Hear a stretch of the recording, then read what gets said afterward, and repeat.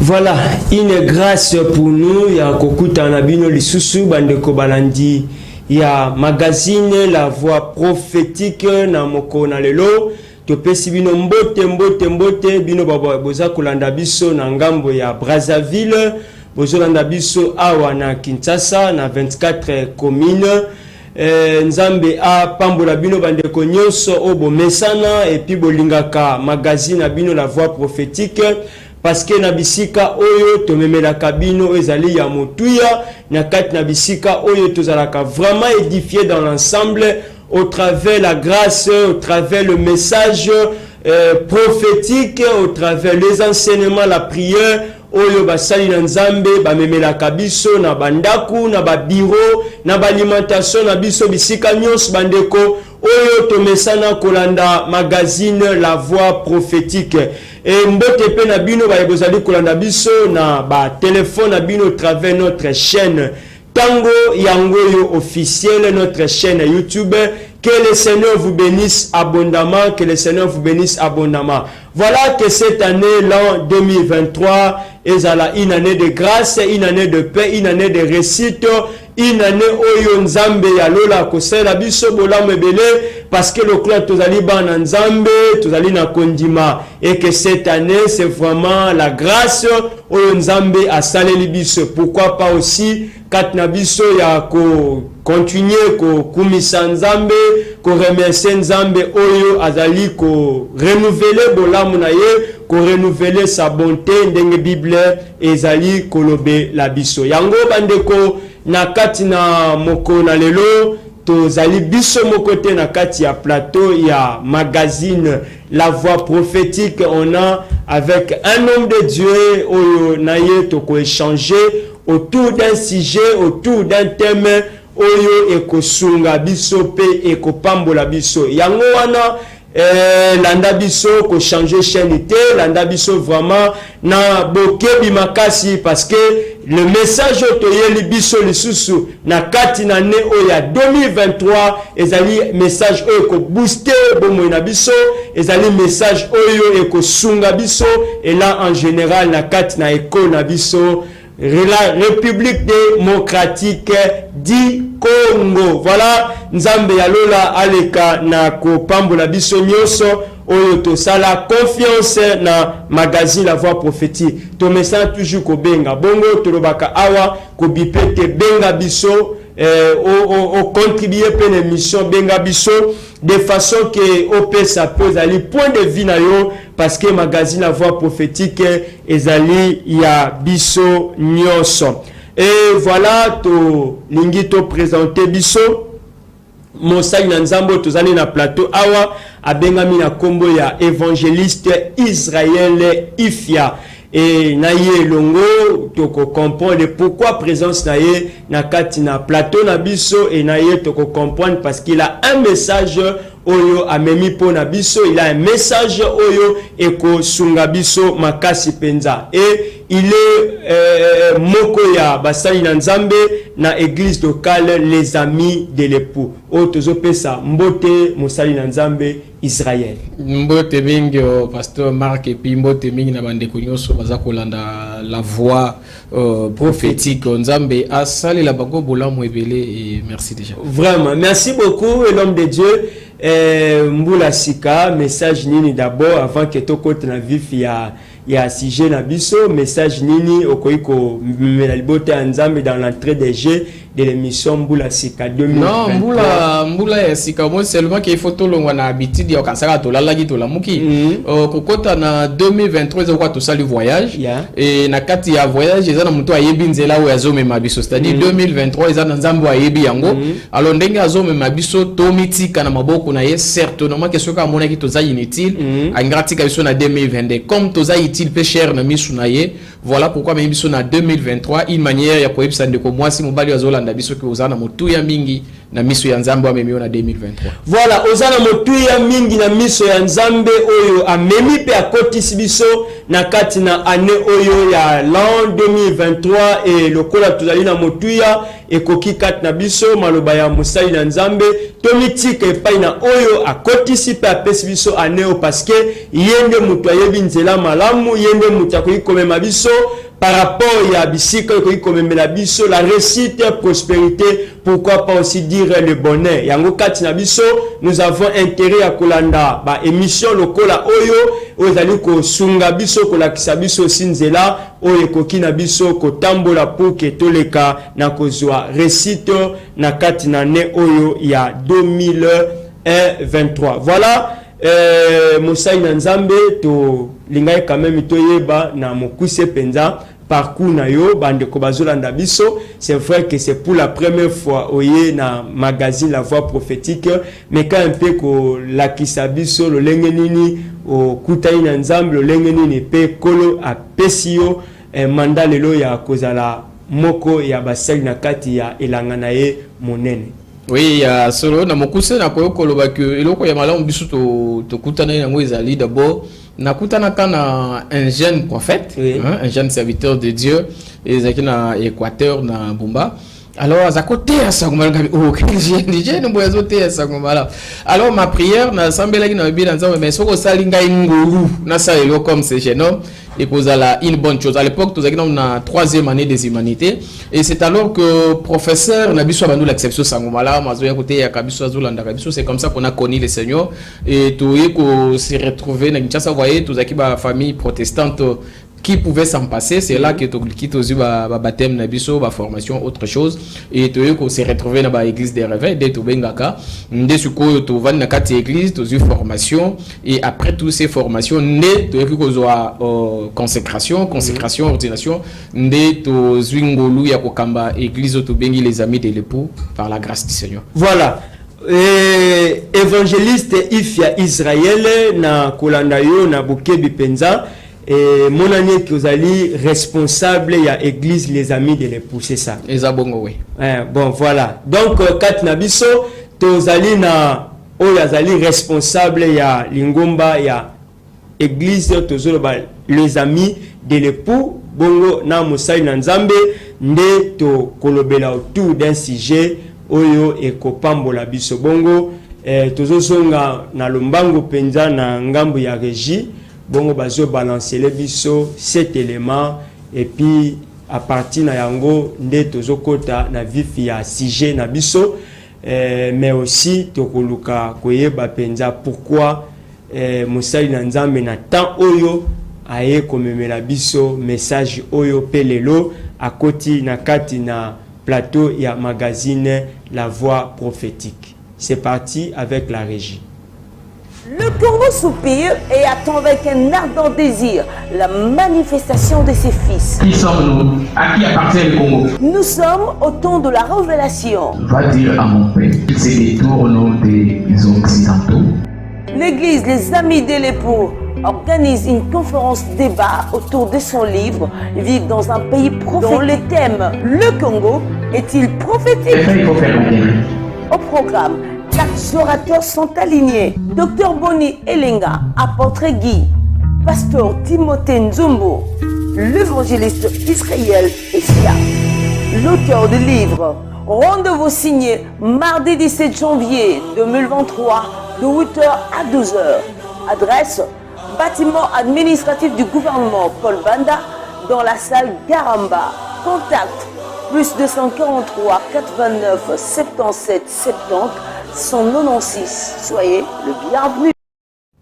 Voilà, bandeko to landi na Bokebi Penda sport oyo et de là nde tozo fongola échange na biso ya moko na lelo tika nzambe a pambola biso nyonso tozo landa magazine La Voix Prophétique bisika nyonso tozali mosali na nzambe yebisa même pasteur na yo yebisa même moko yazali ancien za diacre alanda biso parce que na yebi ke yo pe ko émettre ba idée par rapport à sujet oyo tozali kolobela le Congo est-il prophétique le Congo est-il prophétique? Voilà, Moussaïna Nzambe a choisi P4 Oyo, Tozolobe la voix prophétique. Yangoana, na sujet Oyo, ne bisika Oyo, Tozali Penzana, attention monene, tu ali ko porter na sujet parce que le kola, Tolinga Kamboka, to sambela kapone kolo na biso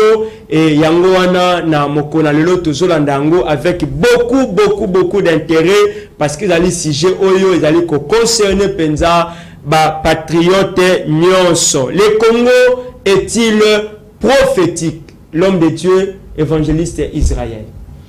Oui, Congo eza motunda munene bat nyonso bakoye komituna. D'ailleurs, je vais saluer comme ça le docteur Silas. Aïb Singabi, mais Ngai Mukuna Kendaki ko ça la thèse Nangali Bosso ya docteur nazo présenté Batuninga. Non, longola sujet dans comment le prophétique n'existe pas. Mon les questions beaucoup de fois ils ont bouleversé Batou, des fois bamsou bazo kota na doute pour tout simplement tous na ba crise, tous na ba pasi, bamsou bazo ba mais soki nzamba ngo azalaki penza et soki tozaki prophété, est-ce que Congo est assez spécial ko le kabamboka mususu? Alors ezali moko ya motuno tokomeka ko ya nola lelo kuna ko yebisa bandeko ke na mokili tozali bamboka o eza bamboka ya bisakoli ezali et ezana bamboka o ndenge nzambe atali la kango na bandenge mususu avant ya kozonga na Congo na kimimba. Na mokili toza toujours na deux blocs, toza na bloc moko ya le roi du nord et puis toza na bloc il y a le roi du sud. Et je pense à tombe à pic na réalité tozo le kalelo au moment que le roi du sud des ali côté Amérique azali na muninga ne ba France ba lié na et puis de l'autre côté toza na le roi du nord o ezolinga sala bloc na c'est-à-dire a créer ba lié na parce que ekozala makamba munene ko sala déjà na mokili komona que ba pays prophétique ezali. Alors biso na Congo tolobi ke toza mboka ya elaka pona itobi toza mboka ya elaka soki otali bible na biso malam na ngina lobela Isaïe chapitre 18 te poza otolobela ka mikolonyo so déjà balobi mboka wapi bitumba ezali masasi eza kobeta makuna makelele ya minduki ezali pe ezali mboka o ba maye katisi mingi pe ba oyo bafandi kati na yango bazali bilombe bazali bato ya makasi pe ya mpifo et soki okena Sophonie chapitre 3 déjà à partir verset 9-10 kuna pe bazolo ba que nzambe akosangisa ses adorateurs ba oyo so bavaya na mabele ya RDC pour apesa bango limité pour bango yo so ba koluka nzambe na kome d'accord mais sikoyo ngai na vandi mbala mingi penza pona kotalisa biso na livre ya Esaïe mais cette fois là na chapitre 19. Okay. Esaïe chapitre 19 soko bandi on a verset 1 ti ozo kitango na C mais na kozwa deux derniers versets où et biso boy que biso ba africain ou ba congolais biso ne tozwa sango malamu toki ko te bande ko Israël ba osangala na biso sikoyo biso na bango tozonga susu na Turquie parce que bango ba kozonga ndenge bazalaka parce que toyebi ki bazaka ba Christ afa ba ko musulman nde bloc wana ndisiko ko sala l'évangile des temps de la fin. C'est-à-dire soki biso to la mukite soki to telemite soki to lati lo lenge na biso ko zala mboka yelaka te je pense mokimo bimba ekobika te pe Yesu awozonga na mute. Voilà, école Congo, école ya Bilaka, bandeko tozali na lobaki yango na début ya émission, tozali na intérêt munene ya kolanda sujet oyo ezali d'ailleurs affiché na ba ya ba écran na biso. Le Congo est-il prophétique? Et na kati na yango Moussaïna Nzambe otoyambi azali ko décortiquer biso yango autour de la prophétie. Bongo to moni awa texte ya Esaïe chapitre 19 et Moussaïna Nzambe a sali référence na yango. Bongo bandeko tozolo ba ke landa biso pe na bokebi et je sais que si j'ai oye ko pambola biso, je sais que si j'ai oye ko révolutionner biso parce que ezali na intérêt munene kati na biso ya ko lobela autour ya le Congo. Et Moussaïna Nzambe na kati na si j'ai autant de le Congo est-il prophétique? Et nakat nango par rapport à texte où tu copies sa biso ya Esaïe 19. Bongo tolinga ki penza koyeba mabongisi moneno tozoloba la grande vision de Dieu par rapport à Congo. Bongo awa tolingi penza to sosola malamu to comprendre malamu na bandeko bazali kolanda biso parce que tant tozo bela le Congo est prophétique bandeko déjà bazali ko mituna ebele en partant kaka ya sujet donc ndenka ekomami na ebie ke awa ba téléphone na biso ba ko benga penza bongo yango to lingaki to fanda penda awa o talisa biso la grande vision de Dieu par rapport ya pays oyo tozali ko attribuer yango zali prophétique. Te biso tozo attribuer te nzambe ndem tapesi yango lo biso tozo confirmer. Voilà biso tozo confirmer déjà on nzambe assez asala ki. Ado yo pozo confirmer on a plateau awa ke Congo zali terre zali prophétique. Non, nazo confirmer, on est à l'aise. C'est-à-dire que nazo confirmer, on bien te répondre. Au moni ce cause de na Jérusalem, na kata synagogue na bango okokuta yenabi ke debenge banda déjà. Okokuta basali drapeau ya RDC. Hein? Bakuta on na kata synagogue. Oyebi ke synagogue pona bayuda ezali lokwa ba selile na biso. Et basala ki yango parce que bauti na Babylone parce que Israël ba ba temple. Alors tant bauti na Babylone bakomi koluka bisika ko sangande ba yaki na ba synagogue. So na kati ya synagogue wana baki kokuta drapeau ya RDC. Alors pourquoi drapeau ya RDC ko se retrouver na kati ya synagogue? Drapeau est se retrouver parce que nzamba ngakate ya bana Israël ayebisa bango ke bozaka bino mon côté. Eza na bato mususu baza yanga eza kwa na zala mwasi nanga na kati ndao na yaka na photo ya mtu mususu awe basi toma wazambanda alors soki na bungi auluka mingi te ayebi ke azaka pa mama moko azaka na suka kotokuna. Alors qu'est-ce qui s'est passé na je pense déjà na Luc 21 yesu aya ngakota na Jérusalem akomi liboso ya Jérusalem atelemi abano ganga zolo babe Yerusalem na lingaki na sangisa yo ndenge so sangisa kabana na esika moko me oboyi mais sikoyo na pesi yo mukongo na kei ake wapi. Ça dit que banda mukolo wana les autres disent que Jésus a changé qui mission par rapport à comportement mais ce n'est pas comme ça. Mukolo tango a commis à comprendre que mission ya bana Israël et suki et telemi nde ayebisi bango po à cause la mobile ya ndumba te faut yebisa bango ouvertement que libala ekufi c'est ça les divorces po akende na kambu susu ya na RDC suko ayebisi bango lobi na kei na alobi na bango te na kei olukesika bi na kei et na kei na koya kozonga mukolo oyo bokoganga bokoloba apambola ma oyo koya na kombo na Yesu to akoya na kombo na Nzambe sali tango atiki bango ndenge wana bayuda bandi mapeba sepela kio Nzambe atika ki bango po aya na RDC. Alors po aya kokoma na RDC face à autour munene parce que ezalaki problème moko ya makas parce qu'à ce temps là RDC avec la frontière tout ça na ile loté. Alors et c'est là ça un petit tour avec les nazis à katisa côté na Europe après l'Europe a se retrouver dans les États-Unis après les Amériques ndaye ko se retrouver na RDC. Alors quand on s'est retrouvé na RDC inde ozomona tozana ba jalousie beaucoup de problèmes tozana on c'est par là que je confirmer que Nzambe ya lola après avoir quitté Israël ou ya liboso ayena Israël ou ya mibale ou ezali la RDC.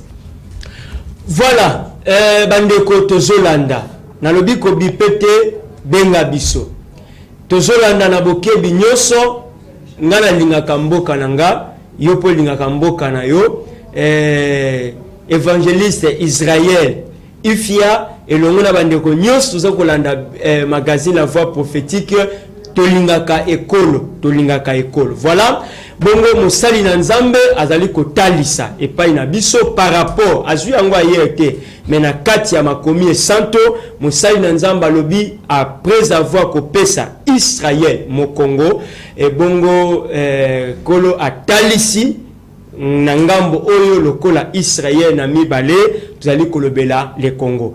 Voilà nazanga mokote na plateau awa tozali na évangéliste Lauriane ba singili oyo to lingaka yepe mingi komona ye na magazine La Voix prophétique et tozo le kana série ya mibale na ba question et aussi na évangéliste Lauriane ba singili parce que si je na lobby télé lengi si je na zolo ba vraiment tout ça n'intérêt lelo ya kufanda penza na makomi ya kufanda penda awa parce que makambo to zolo bela de fois ta mususu to lingé le kabiso yango alerte voilà to lingi to kende ko saisir yango vraiment parce que to yoka mingi mingi lo ba makapo na Congo to yoka mingi ba masakoli ba prophète pe belé ba le kaka bon voilà Et alors que moi, je m'attendais des fois, et que Moussa Nzamba a mis le prophète Israël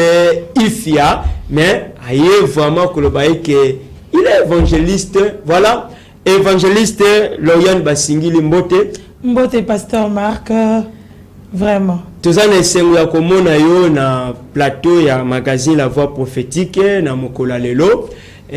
Par rapport à sujet, tu l'as quand même tout comprendre ensemble na invité Nabiso, le Congo est-il prophétique? Voilà, le Congo est-il prophétique?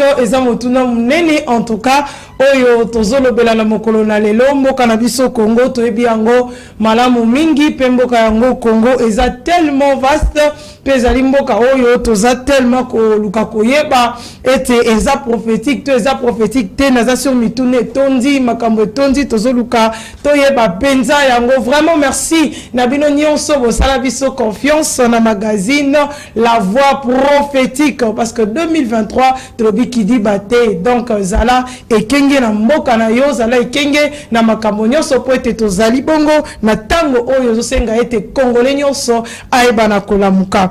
Alors évangéliste Israël awanazoka le Congo est-il prophétique? Za question abitango Yesu tango abalosi mu Congo na Israël aye na mboka oyo ezali bongo Congo d'une manière claire, d'une manière nette. Ba élément nini bato bakoko simba o ezotalisa clairement que akoko tanga yango lokola ba élément ezotalisa que Congo ezali mboka o eza prophétique, les éléments o mutakoko simba. Ouais, au mode de Bible en soi en fait ezali codé. Voilà. Azana ba code na kati ya makomi o bakoma. Okoko remarquer comme on a Sophonie na je voulais dire na Habakkuk chapitre 2, au moment que l'homme qui était là c'était un surveillant. Mais tant qu'on a dit, nous avons fait un OPC message à l'obé, c'est une prophétie. Vous voyez, et à l'obé, c'est les on remarque que le message, mingi, nous avons fait un OPC, ça va être un OPC. Oh, et là, quand on a tangi, on remarque na Daniel, à l'obé, bomba pour la génération, ils ont eu un asima. C'est-à-dire, ils ont makambo et à la rabatou, il y a tant on a été. Alors, pour ceux qui ont déjà dans Ésaïe chapitre 18, on remarque que nous avons expliqué pour nous situer, Mboka Oyo, adorateur, il y a tant de la fin, c'est la RDC, parce que c'est au-delà de l'Éthiopie. Oh, au-delà de l'Éthiopie, c'est-à-dire, tu bimi na zone, il y a Éthiopie, tu na Mboko, il y a l'Ikolo na Yekuna. Et Mboko, il y a l'Ikolo, situé, lobby, azali Mboko, entrecoupé des eaux.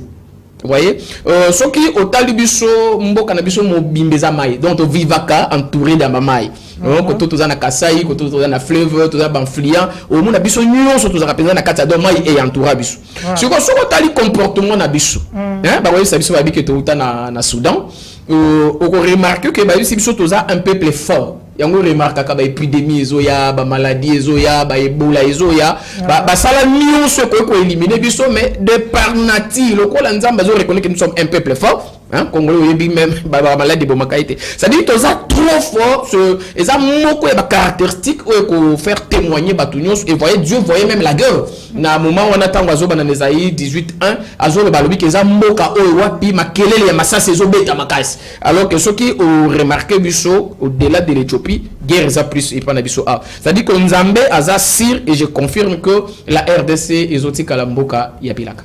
Voilà bande ko balandi na sur bo simbi ya belément oyo eza clé parce que tant le bien en général au koloba question on va répondre qui va répondre que eza belément oyo to na Esaïe 18. Alors tant toza ko avancer awa par rapport à magazine na biso tozomona ete toza na kati ya mboka oyo ezali bongo prophétique. Alors comment mutako kobika na mboka oyo ezali bongo ya elaka? Oui, ma problème déjà est belé dans niveau là. Remarquez tous en 2016 à ce moment-là tu préparer l'élection parce que Kabila kende ba politicien ba lo tolembi. Alors le 9 mars na butu moko nzamba yebisi biso boya lobi mais tala bande ko na yo bazotala ailleurs au lieu ba ta laisser ka étoile ya église ezo kende bango bazotala ailleurs. Oh l'histoire de l'étoile c'est la personne de Jésus. Oh même ba mage ba yeki ko mona ba bi oh mais to luka mutu moko ba moni ete mais ba moni étoile na ye. Alors l'étoile là a dit c'est là que je confirme encore que le Congo et Zamboka et Elaka.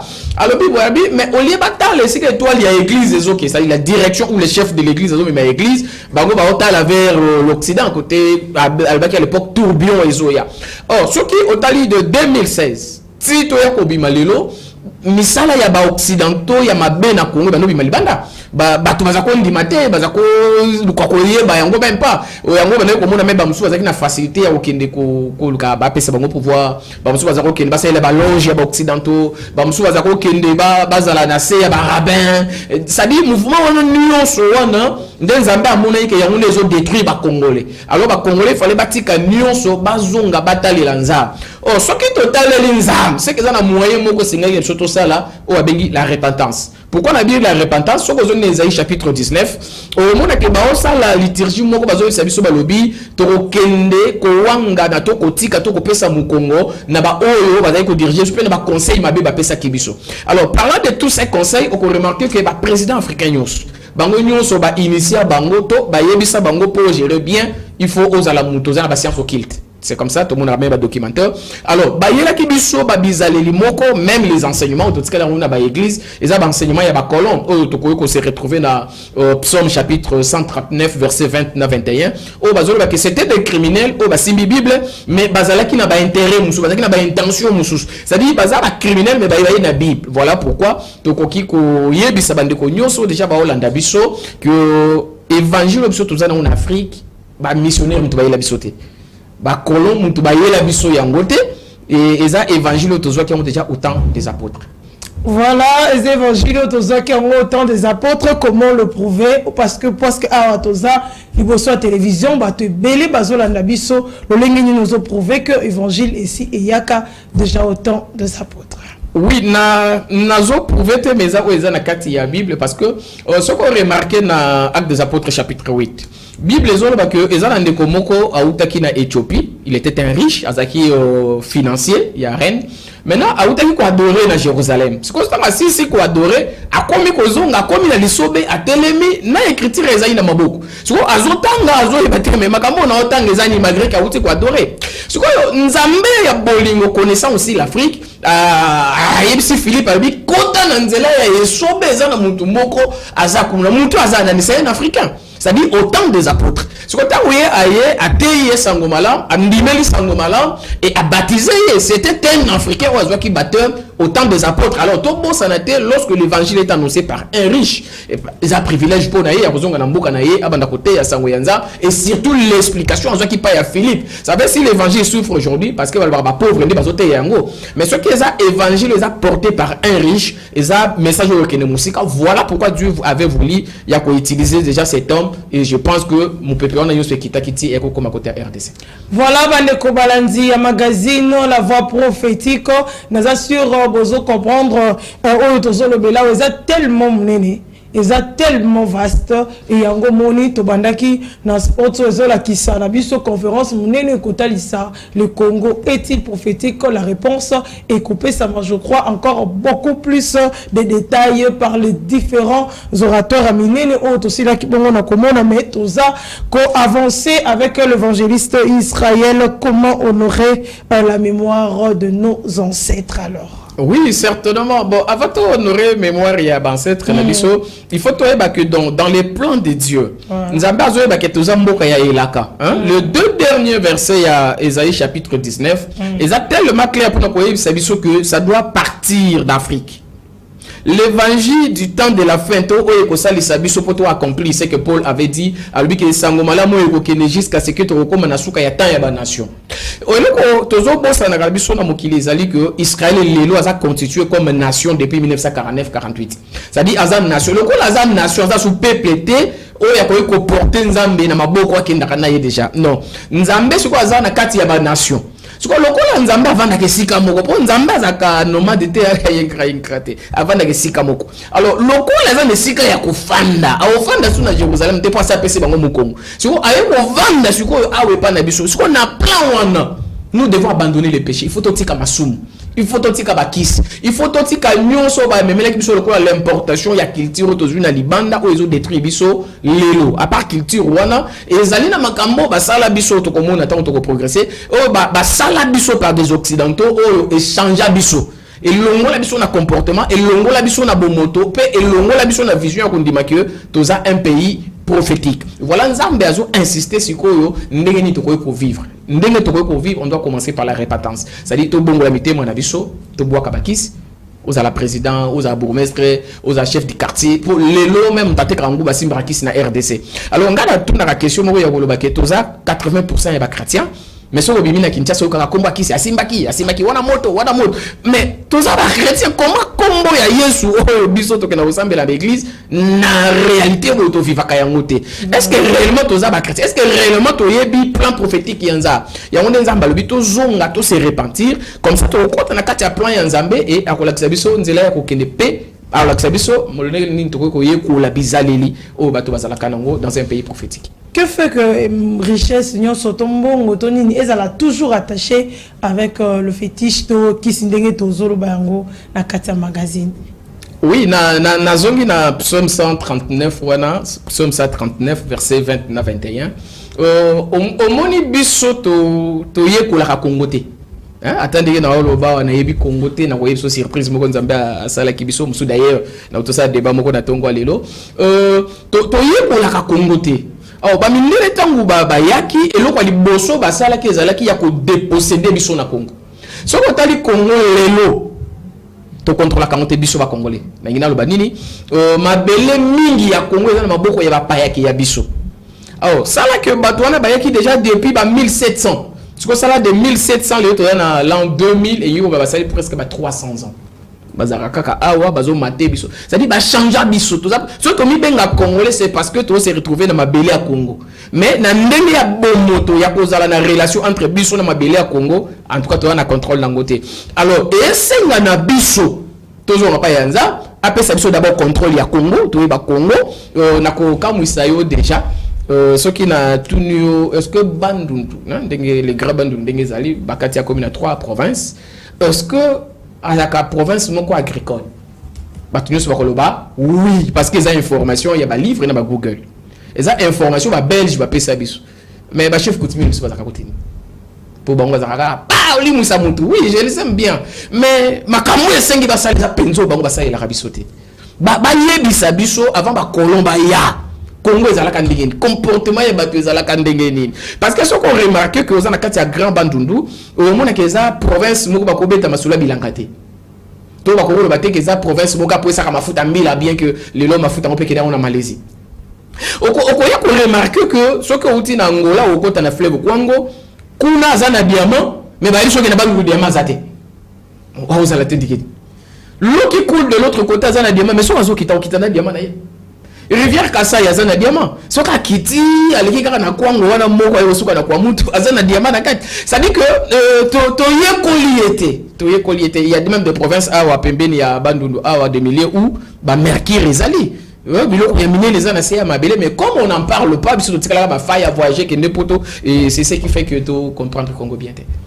Voilà, Balandi, magazine La Voix Prophétique, dans un sûr que tout ça, comprendre les alibongo sujet la biso monene na yango parce que le Congo est prophétique, c'est une grande question et cette question monene aux senga na biso ko répondre na yango avec beaucoup d'intelligence et puis aux la biso j'espère que aux noter parce que le magazine La Voix Prophétique landaka yango na bloc note landaka yango na stylo na yo parce que makambo ezo bima awa bazo pesa biso même des versets où eza soubassement ya makambo tozolo ba awa tozu yango pambaté tozozonga papa pasteur Marc pour la continuer encore magazine La Voix Prophétique. Voilà, merci évangéliste Lauriane Basingili pour la série Oyo ya ba échange ba questionnaire tozolo ba likambo Congo, c'est vraiment une grande question Oyo pa ina biso tozali na intérêt penza yango toloba kina yo ke vraiment landa magazine La Voix Prophétique exceptionnellement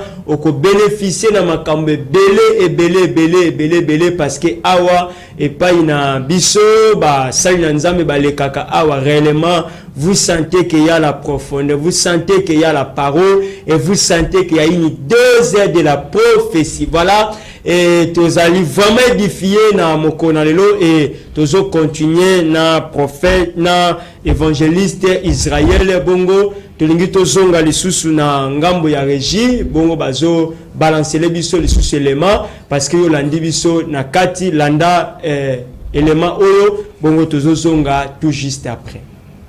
Le Congo soupire et attend avec un ardent désir la manifestation de ses fils. Qui sommes-nous? À qui appartient le Congo? Nous sommes au temps de la révélation. Va dire à mon père qu'il se détourne des Occidentaux.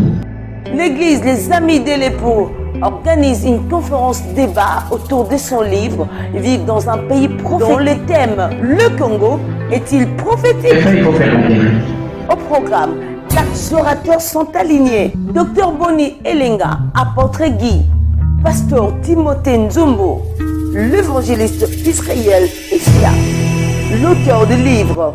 Rendez-vous signé mardi 17 janvier 2023 de 8h à 12h. Adresse, bâtiment administratif du gouvernement Paul Banda dans la salle Garamba. Contact plus 243 89 77 70 196. Soyez le bienvenu.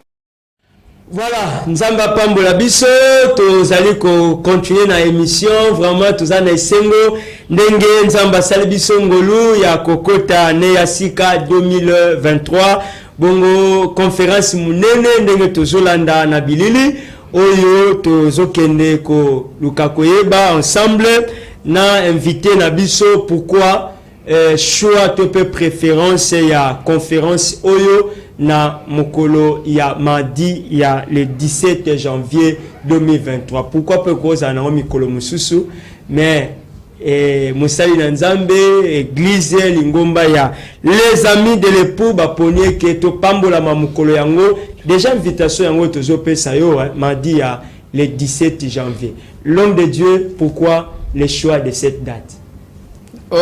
Coïncidence ou quoi, mais seulement l'autre remarqué ça que l'activité min tout ça d'écoute en akana mindondo soit ça et l'eau ça manamokili to na RDC parce que tout simplement ils ont un mouvement moko ils ont ça manzamba zo bundi ça makambo to ça na Congo soit par exemple que mokolo ya indépendance to beti musique na stade voilà et ça la maté pourquoi ça la maté. Oui, non seulement parce que ce sont nos frères. Vous voyez, dans l'église, tous à gauche à droite. Mais c'est la lobby. Ok. Ça veut dire que dans le domaine spirituel, les hasards n'existent pas. Ou bien, c'est-à-dire que choix les 30, et ça le coup là, tozo sapé na makambo ezala ki le 4 janvier 59. Ok. Oh, na 4 janvier 59, ezala ki na bakoko na biso oyo ba sangi saki d'énergie na bango. Ba sangi saki makasi na bango balobi mundele kwa kende. Eleki. Comment na mboka na biso moko Congo, bazo kata biso maboko po to sala ba EVA, to sala ba caoutchouc, pe mbongo moto sala eza pona bango. C'est-à-dire que biso Nzambe. To zala ki ndeni to za lokola bazo leisa yo po o va on est de foot la kanda quoi o foot mbongo ya ndako po lingi bayer to bayres na ote mais o foot po la laka ya o kanisa ke no za un bon payeur te o pesi nde po la maintenant biso ba koko na biso bazo pesa bango ba salaire po ba lia po baza na makasa sa bilanga voyez mais na mboka na bango moko alors ba bundi na 59 na 60 bazo indépendance sikoyo na passion batwana ba mona biso mukolo yango to eto te to mikobina. Bon, tout c'est la caca, tout c'est plani. Et ça, mukolo ya. Ce qui te consepela, tout c'est pela, on a 4 mukolo. Oh Seigneur, on exaucé biso poto liberté, on va koko na biso babunda. C'est-à-dire, na ndenge ya ko honorer mémoire ya koko na biso. Tout ko ça makambo ndenge on ate. Parce que ba nous kwa mi pona biso ba tikeli biso quelque chose, mais biso to to sapé na. Oh, ce qu'on est plus, il faut qu'on landa, ba ou ba financer. Ba oyo nyonso ba vanda ki ba manager ba tu nyonso ba sala ki ba effort wana nyonso po ebeta mko est-ce que ba yeba kité yango de tolba est-ce que ba congolais ba yeba ka RDC est-ce que ba yebi vocation ya RDC est-ce que dans un pays prophétique makamwa nenyo wana ko sala c'est yango de obi ko sala mate nde omoni choix oyo ya les 17 ans mukolo ba tu bakufa ka trop na RDC ba konzi les 17 okay. Ba konzi bakufa ka trop surtout na RDC le 17 janvier. Et ça va un moment où ça va compliqué pour nabiso. Surtout les qui ont noté, en tout cas, tout comme à l'aise de na RDC. Il faut d'abord tout les cas janvier. Ça veut dire que pour na occidentaux, hein, en date bango batia ya ko sala rabiso mabe c'est ba période ya janvier. Pour la bango bonne année la soso na bango balia que ça janvier. Maintenant, biso ce qu'on photo yeko la paix. Bato bakufa kana janvier wana, bakufa pourquoi? OK. Ba cause na biso ba bomaka bango ba présenter ka biso ba facette. Au moins mindele ba sakana na biso na ba film, hein, ndenge ba pesa ba to film ba kanza. Ba beti bino ba film après ba pesi bino mo film ba kanze 12 bino. Ba salisa bino ma ba vu film ya noiri to ba pesi pour 12. C'est ça qui évolue ça dit que on a déjà merci gloire à Dieu. Na dit ce qu'on a expliqué biso que na janvier ezali coïncidence le coup les amakamu ya mboka to ko profiter to lo bato ça la débat to ye ko sabato Congo peut to présenter bango likanisi ya Nzambe likola Congo. Banani ba bengami et puis à part évangéliste ba conférencier mususu rapidement. Non, tozana apôtre Guy, tozana docteur Boni Elenga, tozana pasteur Timothée et puis ngabompi na kozala wana j'aime trop parler. Et puis toza débat ya makasi, moi adresse toza na triomphal sur l'équipe palais du peuple bâtiment il andione zakaya jaune les bâtiments administratifs ya l'état to kozala wana de 8h à 12h tout ça li exposé après tout ça li débat. Voilà, l'entrée est en gratuite. Vous avez mazambi to conseil comme toi européen mbongo te mais aya pa ye ba Congo au bon problème to za na ngolelo to yebi Congo ya ba livre to yebi Congo ya ba histoire zila na bisolo moko ya mukebinge to komina suka voyez la RDCD va présenter ba il sera biso fausse pas non lobby que to za na gâchette mais soko baloli yebo est très bien soko tali côté asuka na suka za muke au moins la partie ya bandundu awa de côté gâchette ezali. OK. Maintenant biloko nyonso ezaka wana na bandundu est-ce que tu yeba kango bien biloko ba roi de Belge basala na bandundu parce que na ndako na ye moko na bandundu fe est-ce que batu ba yebi yango bien qu'est-ce qui s'est passé na domaine spirituel pota na baka atunga ndako batu ba kansa na ba keno na tina ndako na ye te makamuli ne salama ya molimo place wana et eloko nini ezalaka place wana parce que ti lelo ba président musuba utaka na occident ba yaka wana d'ailleurs ce qu'on a bandou déjà mais eloko nini ko longola mutu na États-Unis ko longola na France yem taza président aya na mo esi ko za mo zambe za mo matiti ba ka bolukani. Voilà, évangéliste toujours qui ne penza na suka ya magazine abiso mutuna ya suka ndeko moko à lobby je connais le Congo belema nyonso zoloba ko ipe ko appuyer thèse ko loba je connais le Congo. Oui non oui non oui non. En partie oui parce que pour la vie nous connaissons en partie. En partie oui. Ce que le problème na biso toza nango koye ba Congo ezali l'histoire ko aider biso mais est-il ka biso to keni wapi. OK. Hein parce que ceux qui to laxi ba to Congo ezana eloko to laxi bango par après. Au moins makambo to laxi bi les apoto ça la telle chose. Toza na vocation prophétique. To ko sa makambo to ça la ka te ba détourner mbo ba oyi ba 15 millions, 30 millions d'amboka ba chrétien, aucun pasteur ne s'élève. OK. Ba fout à $50, aucun pasteur ne parle. Peut-être ba banga ba 4 bango mutu. Au bon encore ba pasteur. Si vous êtes dans un pays prophétique et loko ya liboso eza que un pasteur eza mutu akufa déjà non, toté ya kango déjà na ba église na biso Ephésiens. Mtasi akufi akena nzambe babi eta monté aussi à la kena bango azongisi bango kwa likabozo comme mtasi akufa déjà kwa un revenant. Et puis, pour la lobby, pour moi, la mort est un gain. Voilà. Bandeko, tozo comprendre que certainement, tozo ngalisusu na évangéliste Israël parce que to moni que makambo kolobeza tellement ebele mais ngonga. Bon, voilà.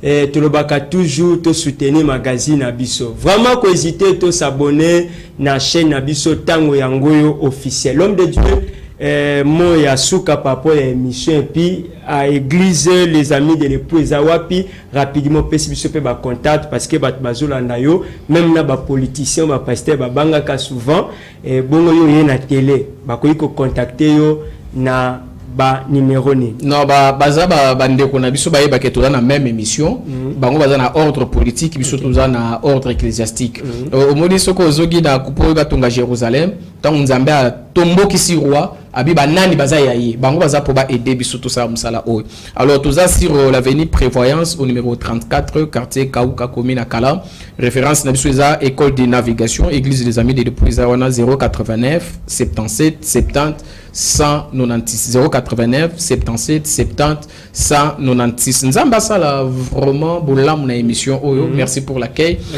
Merci à l'évangéliste, merci na pasteur Nzambe apambola que makambo minene et ça malisus que au travers de cette émission ba congolais ba la muka batele mabako qui s'étinda na bango parce que c'est une honte de ne pas avoir accompli musala Nzambe atinda kibino bosa na kati ya mokili. Alors musala na biso ezali to ça l'évangélisation.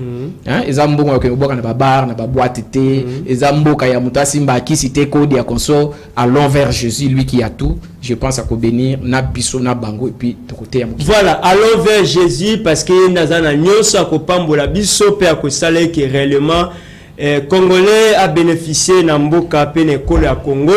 Yango ndezali lo sambo na biso mosala nzambo bondeli pona bandeko nyonso début de l'année mais aussi pona kotika mokolo ya mardi le 17 ba o nyonso balandi biso rendez-vous eza moko na kati ya salle Paul ba bâtiment de Paul Panda mais ça les ali Garamba salle Garamba oui voilà nzambe ya lola mokokisi ya nyonso nzambo ayebi lobi to sambeli pona ko senga ete opesa makasi na bandeko ba baza malade babika ba oyo bavandi na se batelema ba oyo baza bloqué ba mona nzela ko fungwama parce que au kota même na kati ya prison sika ba chaîne pe ba garde baza obimisa oyo ya nzamba o baza tourmenté na ba problème na ba esprit obilisa bango au nom puissant de Jésus pour basala makambo ozela bango na 2023 to sambeli ko ba ete nzambe pambola banzela pambola émission oyo pe pambola ba oyo bazolanda biso tika loboko na yo epesa bango kimia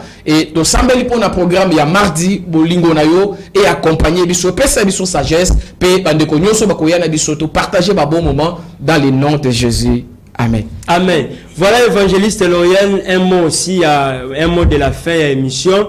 Et puis, to clôturer l'émission na biso na spot, oyo, il y a conférence monene, tous en intérêt, il y a ko landa, pe ya ko bénéficier na o nyonso, ezali, bon, seulement ko pesa mana ba éminent serviteur de Dieu, oyo, ba tiami na mokolo, ya mardi, ya le 17. Voilà. Que le Seigneur a pambola bisonio, soit pambola année 2023, a pambola paix, magazine La Voix Prophétique, Tango et Sili. Merci na bien si vous avez confiance. Que le Seigneur vous bénisse. À la prochaine. Merci.